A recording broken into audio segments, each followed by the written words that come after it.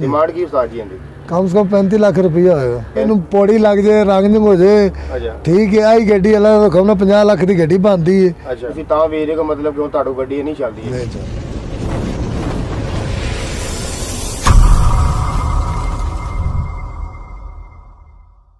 अस्सलाम वालेकुम, मैं हूं नवीद रज़ा।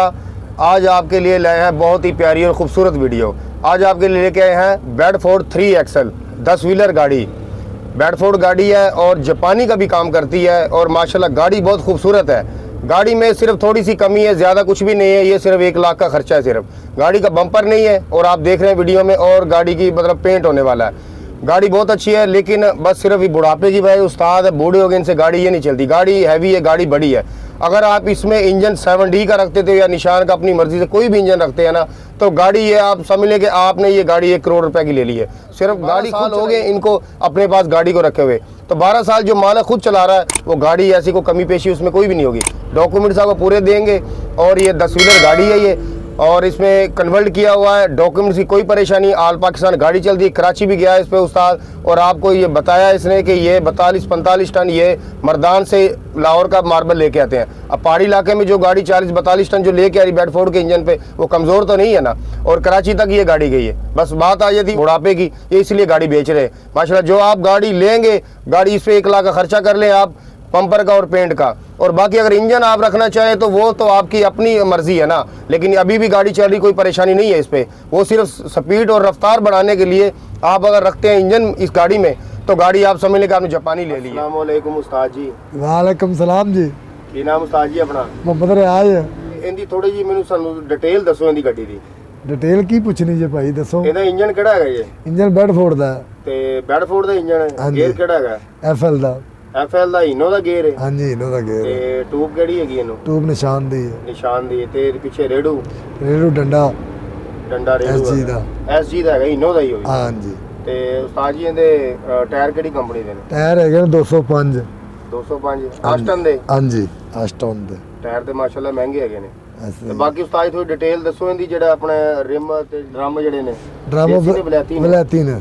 ਵਲੈਤੀ ਹੈਗੇ ਨੇ। ਵਲੈਤੀ ਨੇ ਸਾਰੇ। ਗੱਡੀ ਦਾ ਨੰਬਰ ਕਿੱਥੋਂ ਦਾ ਹੈਗਾ? ਗਿਲਗਿਤ ਦਾ। ਗਿਲਗਤ ਦਾ ਨੰਬਰ ਹੈ। ਹਾਂਜੀ। ਕਾਗਜ਼ਾਤ ਜਿਹੜੇ ਨੇ ਇਹਦੇ ਬੈਡਫੋਰਡ ਦੇ ਨੇ? ਨਹੀਂ ਜੀ 10 ਵੀਲਰ ਦੇ ਨੇ। 10 ਵੀਲਰ ਕਨਵਰਟ ਕਰਾਈ ਗੱਡੀ? ਹੋਈ ਪਈ ਹੈ ਜੀ।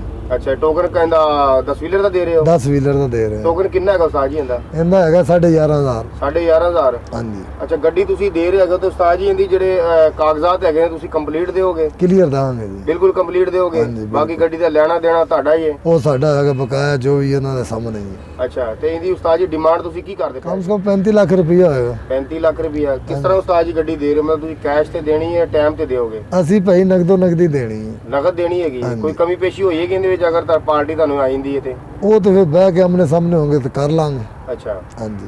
ਤੇ ਅਗਰ ਉਸਤਾਦ ਜੀ ਇਹਦੇ ਵਿੱਚ ਤੁਸੀਂ ਜਾਪਾਨੀ ਇੰਜਨ ਰੱਖ ਦੋ ਤੇ ਫਿਰ ਤਾਂ ਸਾਡੀ 50 ਲੱਖ ਦੀ ਗੱਡੀ ਬਣ ਜਾਣੀ। ਅੱਛਾ ਤੇ ਤੁਸੀਂ ਉਸਤਾਦ ਜੀ ਕਿਉਂ ਵੇਚਦੇ ਪਏ ਹੋ ਗੱਡੀ? ਹੁਣ ਮਾਸ਼ਾਅੱਲਾ ਗੱਡੀ ਸਾਡੀ- ਤੁਸੀਂ ਐਡੀ ਪਿਆਰੀ ਬਣਾਈ ਹੈਗੀ ਸੀ। ਹੁਣ ਸਾਡੇ ਕੋਲ ਚੱਲਦੀ ਨਹੀਂ ਹੈ। ਕਿਉਂ? ਬਸ ਹੁਣ ਉਮਰ ਦੇ ਹਿਸਾਬ ਨਾਲ ਹੈ ਨਾ। ਕਿੰਨੀ ਸਰਵਿਸ ਹੋ ਗਈ ਉਸਤਾਦ ਜੀ ਆਪਣੀ? ਸਰਵਿਸ ਹੋ ਗਈ ਕੋਈ 35 ਸਾਲ। 35 ਸਾਲ ਹੋ ਗਈ ਸਰਵਿਸ। ਹਾਂਜੀ। ਤੇ ਇਸ ਗੱਡੀ ਤੁਹਾਨੂੰ ਲੈਣ ਨੂੰ ਕਿੰਨੀ ਦੇਰ ਹੋ ਗਈ? ਮੈਨੂੰ 2012 ਚ ਲਿੱਤੀ ਮੈਂ ਗੱਡੀ। 2012। ਅੱਛਾ ਤੇ ਹੁਣ ਤੁਸੀਂ ਤਾਂ ਵੇਚ ਰਹੇ ਹੋ ਮਤਲਬ ਕਿ ਹੁਣ ਤੁਹਾਡੀ ਗੱਡੀ ਨਹੀਂ ਚੱਲਦੀ ਹੈ? ਨਹੀਂ ਚੱਲਦੀ ਬਸ। ਉਸਤਾਦ ਜੀ 35 ਲੱਖ ਰੁਪਏ ਤੁਸੀਂ ਜ਼ਿਆਦਾ ਨਹੀਂ ਮੰਗਦੇ ਇਹ ਗੱਡੀ ਵਿੱਚ? ਜਿਆਦਾ ਭਾਈ ਇਹ ਚੈੱਕ ਕਰੋ, ਬਾਡੀ ਬੂਡੀ ਵੇਖ ਲਓ ਤੁਹਾਡੇ ਸਾਹਮਣੇ। ਇਹਨੂੰ ਪੌੜੀ ਲੱਗ ਜੇ ਰੰਗ ਹੋ ਜੇ ਅੱਛਾ ਠੀਕ ਹੈ। ਆਈ ਗੱਡੀ ਵਾਲਾ ਰਕਮ ਨਾ 50 ਲੱਖ ਦੀ ਗੱਡੀ ਬਣਦੀ ਹੈ। ਅੱਛਾ ਤੋ ਇਹ ਜਾਪਾਨੀਆਂ ਦਾ ਕੰਮ ਕਰਦੀ ਪਈ ਹੋਏ, ਉਹਨੇ ਤਾਂ ਵੱਧ ਨਾ ਕੰਮ ਕਰੇ ਤੇ ਫਿਰ ਕਰਨਾ ਬਚਤ ਵੀ ਵੱਧ ਆਏਗੀ। ਅੱਛਾ ਤੇ ਉਸਤਾਦ ਜੀ ਦਾ ਕੰਮ ਕਿੰਨੀ ਦੇਰ ਹੋ ਗਈ ਕਰਾਇਆ ਗੱਡੀ ਦਾ ਤੁਸੀਂ? ਕੰਮ ਤੇ ਭਾਈ ਬਹੁਤ ਵਾਵਾ ਦੇਰ ਹੋ ਗਈ ਤੇ ਹੁਣ ਹੱਥ ਪੱਲਾ ਮਰਵਾਇਆ ਇਹਨੂੰ ਇੱਕ ਵਾਰ। ਅੱਛਾ ਹਾਂਜੀ। ਮਤਲਬ ਕਿ ਜਿਹੜਾ ਕੰਮ ਹੋਣਾ ਸੀ ਉਹ ਤੁਸੀਂ ਕਰਾਇਆ? ਕਰਾ ਲਿਆ ਜੀ। ਹੁਣ ਕਮੀ ਕਿਹੜੀ ਰਹਿ ਗਈ? ਇੱਕ ਬੰਪਰ ਦੀ ਅੱਗੋਂ ਤੇ ਰੰਗ ਦੀ ਰਹਿ ਗਈ? ਰੰਗ ਦੀ ਤੇ ਬੰਪਰ ਦੀ ਪੁੱਛ ਲੱਗ ਜਾਣ ਤੇ ਬਸ ਆ ਇੰਜਨ ਦੀ ਕਮੀ ਹੈ ਬਸ। ਤੇ 3 ਚੀਜ਼ਾਂ ਯਾਨੀ ਹਾਂ, ਕਿ 3 ਬੰਪਰ, ਰੰਗ ਤੇ ਗੱਡੀ ਦਾ ਇੰਜਨ। ਇੰਜਨ ਅੱਛਾ 3 ਚੀਜ਼ਾਂ ਤੁਹਾਡੀ ਗੱਡੀ ਨੂੰ ਲੱਗ ਜਾਣ। ਹਾਂਜੀ। ਸਾਡੇ ਤੇ ਜਾਪਾਨੀ ਨਾਲ ਗੱਡੀ ਕਿੰਨਾ ਕੁ ਮਤਲਬ ਇਹਦੀ ਬਚਤ ਦਾ ਕਿੰਨਾ ਕੁ ਫਰਕ ਹੈਗਾ? ਅੱਧੋ ਅੱਧਾ ਫਰਕ ਤਾਂ ਨਹੀਂ ਹੈਗਾ ਰੁਪਈਆ, ਫਿਰ ਵੀ ਕੋਈ ਫੇਰੇ ਤਾਂ ਕੋਈ 10,000 ਤਾਂ ਵੱਧ ਹੀ ਹੈਗਾ, ਘੱਟ ਨਹੀਂ ਹੈਗਾ। ਮਤਲਬ ਇਹ ਜਾਪਾਨੀ ਨਾਲੋਂ ਇਹਦੀ ਬਚਤ ਘੱਟ ਨਹੀਂ ਹੈਗੀ? ਨਹੀਂ। ਅੱਛਾ ਬਚਤ ਇਹਦੀ ਠੀਕ ਹੈਗੀ ਹੈ। ਹਾਂਜੀ। ਚਲੋ ਠੀਕ ਹੈ ਉਸਤਾਦ ਜੀ, ਬਹੁਤ ਸ਼ੁਕਰੀਆ ਤੁਹਾਡਾ ਉਸਤਾਦ ਰਿਆਜ਼ ਸਾਹਿਬ। ਠੀਕ ਹੈ ਜੀ।